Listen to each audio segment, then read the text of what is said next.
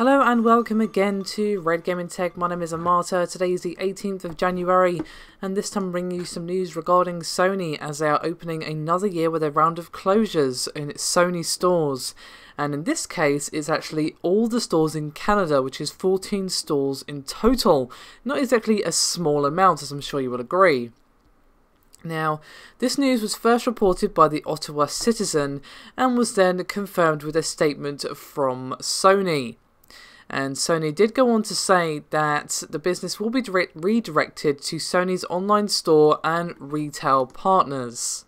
And their statement reads, quote, "Over the next 6 to 8 weeks, we are closing our Sony stores in Canada and will redirect all of this business to our national network of Sony retailers, our online store, as well as to our Sony-trained telesales team. Our network will be supported by our in-store merchandisers and product trainers on an ongoing basis in order to ensure that our past customers have continued access to knowledgeable sales consultants who can support their ongoing Sony electronics needs." Now, unfortunately, Sony was very close-lipped on the subject of exactly how many jobs are affected by the decision. But I would guess it's not exactly a small amount, given that there's 14 stores. Even if you argue that each store has a fairly small team, about 5 to 6, and for all I know it could be more like 8, then that's many people who have lost their jobs, unfortunately. Now, of course, they did this last year as they closed 20 stores last year, leaving 11 open across the US. Now, of course, that was part of their cost-cutting efforts, which is actually set to close in March this year, and that will actually eliminate 5,000 jobs, sell off the VAIO PC division, and its spin-off its TV business.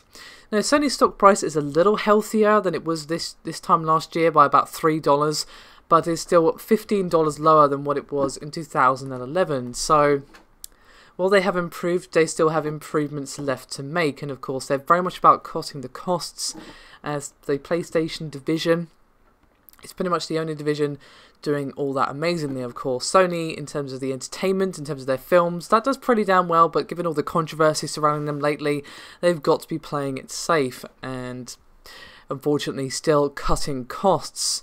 So hopefully we'll get a full report at a later date regarding exactly how many people have unfortunately lost their jobs, and of course I will update you as soon as I know. But until then, my thoughts are with everyone who is going to unfortunately be made redundant because of course their store is closing. That's got to suck majorly. Definitely been there, and it definitely is horrible. So my thoughts go out to them.